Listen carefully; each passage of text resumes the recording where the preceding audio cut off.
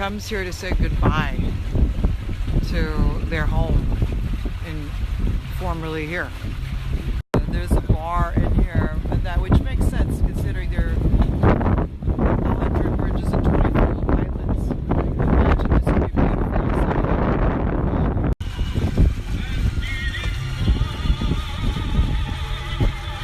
Here I'm trying to film all the cathedrals. This is the bridge. Is this the Bridge of Solidarity? Is this a Bridge of Love? We're not sure. But it has one of these, it's one of those bridges with all the locks on it. Okay.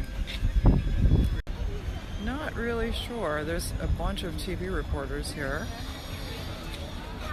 Strange. There's two of them. There's another one. I'm not sure what's going on today. What's happening here? What are you reporting about? The authorities of Wrocław removed that things for this bridge. So they're taking the lock off. When? You mean they just today? Oh my God! Yes. Oh, good thing we visited today then. Okay. Repeatedly about how that bombing decimated the city. It's very clean in Wrocław. We were noticing specifically there's no dog fouling, there's no dogs. People don't have dogs as pets either. We don't see any of them.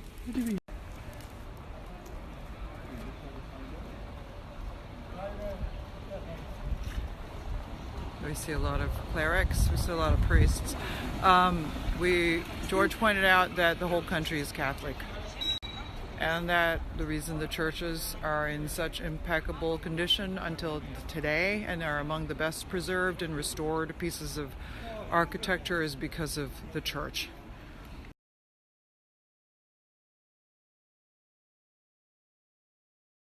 But are those dwarves, those ones that we just saw? We're going to have lunch here. Churches, there's some excellent food in there. So we're going to check that out instead of just going to an ordinary restaurant.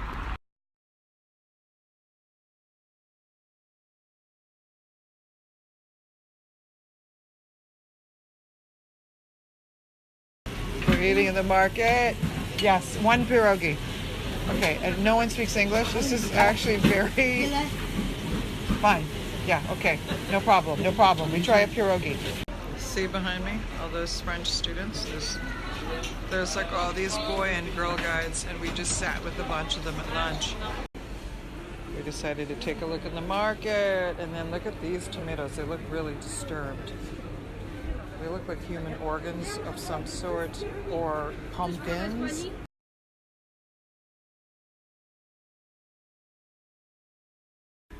We're going to walk inside here. This is a Greek Catholic church. I'm not sure what that means. It's in the University Quarter.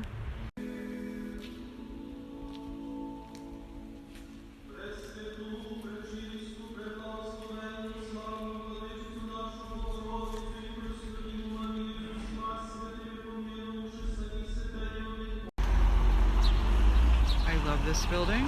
I don't think John thinks it's special, but I don't care. I wanted to take a photograph of it. It's it's part of the university.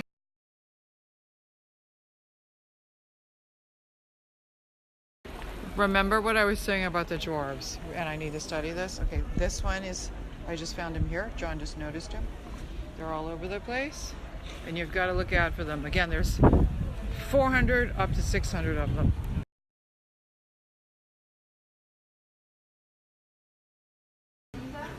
This is Elisa. She's taking care of us for the next 3 hours. She looks young. Elisa, how old are you? I'm 23. Tough. We live in England where we always need a down jacket. I will park here and I will be waiting here for you as well. Okay. This was Emperor Leopold of the Habsburgs, and the entire room, which is considered the most magnificent Baroque room in Wrocław, is intended to apotheosize the Habsburgs.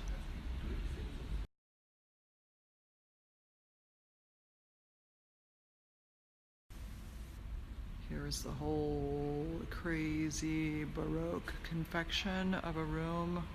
The University of Wroclaw was built over a span of around, I think, 15-20 years. This room apotheosizes, I'm trying to say that again correctly, Emperor Leopold of the Habsburg Empire. Okay. Now we're going to go to the mathematical tower of the university.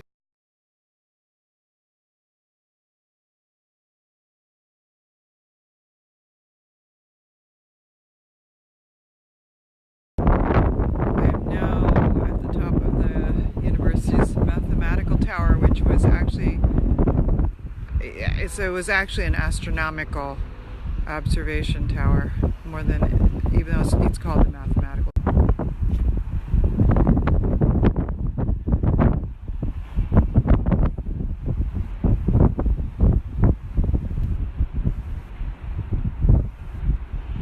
This is Wroclaw, but on a cloudy day, not a great day. It's a stunning city though.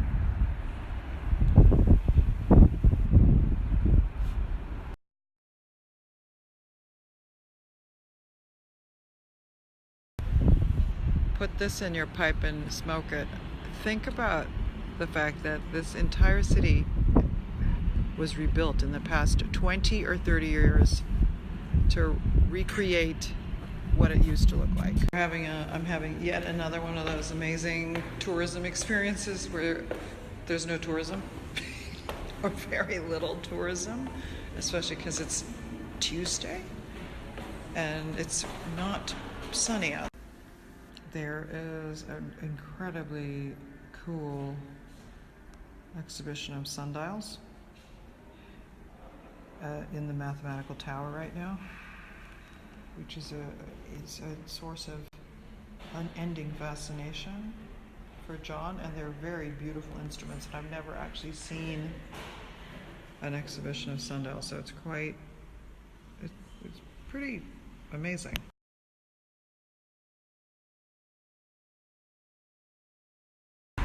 This is part of the university. That's the library, and these are all lecture halls. We're crossing the river now. And we're going to go to the Centennial, what is it called? This is Centennial Hall.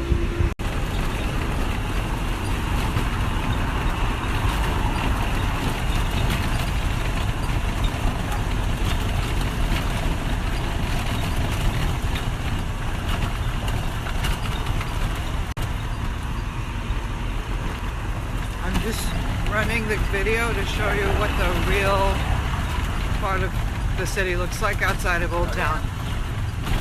So now we're going which direction? We are going like this way on the map, let's say. So East.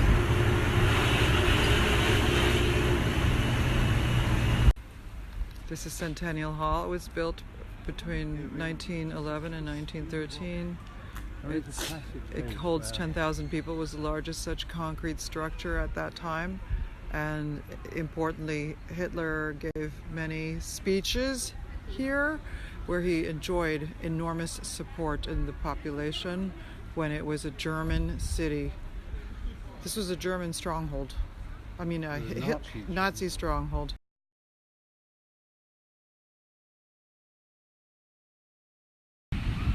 Here is a view of the entire complex. That's Centennial Hall, and then a Congress Center in front of it, which was added to it laterally. This is called the Pergola, which is now a modern art museum, which is part of the same complex. And then we have been walking through this arcade of greenery. You see the screen goes around 280 degrees. I told John that I thought it was impressive. He said, "Oh, you think so?" And I said, "It doesn't have to be beautiful to be impressive.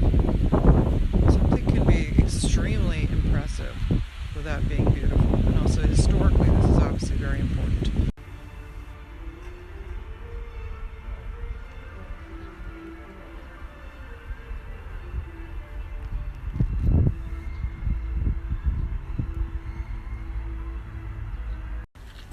This needle sculpture is actually quite astonishing because it's so narrow at the top. I can't believe it. There is a media art biennale taking place in that building right now, but of course I'm with John. I can't possibly go in there. Not today, maybe not during this trip. I'm on this big plaza, and it makes you wonder, did Hitler actually hold forth at that balcony in front of a giant throng of supporters?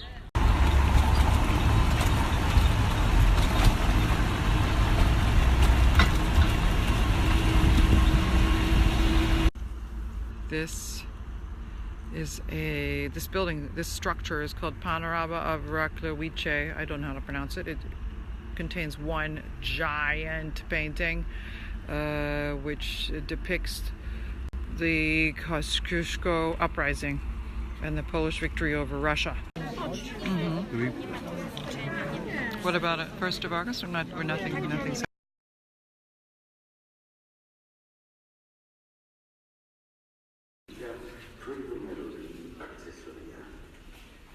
Pomysłodawcą pierwszej polskiej panoramy i współautorem malowidła był Jan Styka. Zaprosił on do współpracy znanego 15 metrów wysoko. Pisał się początkowy sukces insurekcji. Zwycięska bitwa pod Racławicami. Z czasem stała się ona symbolem wiary, że w obliczu zagrożenia naród polski potrafi się zjednoczyć i wyjść zwycięsko z potyczki ze znacznie silniejszym przeciwnikiem. Dużo kobieta. Drogą z Ciemierzy kroczą na pole bitwy kolejne oddziały kosynierów i ochotników. Niektórzy chłopiec noszą oczy w kierunku krzyża, polecając się opiekę. Za kosynierami podążają oddziały drugiego regimentu pieszego. When you hear about the concept of the panorama, you think it's going to be very cheesy, but actually this painting is an extraordinary masterpiece. And then they have put some props in the foreground against the painting itself to convey the impression of reality, which is actually really uncannily effective. Because the painting is so beautifully painted and extraordinary, and its quality and how well it's able to depict not only these separate episodes of this incredible military campaign, but because of it has a feeling of kinetic movement. It's a masterpiece. This is a topographical model of the area on which the Battle of Raclawice was actually fought, and now in the museum. I thought this is a gift shop, but what it is it's a glassed-in display case with a lady behind it who's the cashier, so you have to ask for what you want to look at. You cannot browse. I want to explain why that was so incredible. That totally blew my mind. I think it's the combination of this really it could be considered very ugly modernist architecture enclosing a war memorial or an artwork from the late 19th century. The juxtaposition of the two elements sounds so preposterous and unlikely, and even more unlikely to be a successful pairing, but the overall impact was astonishing, mainly because of how extraordinary the artwork itself was, but also the bizarreness of the juxtaposition. We're off. We have to say goodbye to Panaroma. This sounds ridiculous, but I feel like I could have spent 2 hours in there easily, and now I have to leave. I'm ripping myself out of that painting now, okay, unfortunately. Okay. We're having a glass of beer in the square. The beer is from a famous brewery, actually, which is tucked into the building behind me. It's still gloomy. Inside or outside? Inside or outside? We went to two local favorites, and the lines were so long. Even at 6:30, we gave up, and we decided to go to a place called Umami. That sounds so off-putting in a place like Poland, but I read about it, and it sounds good, so pray for me.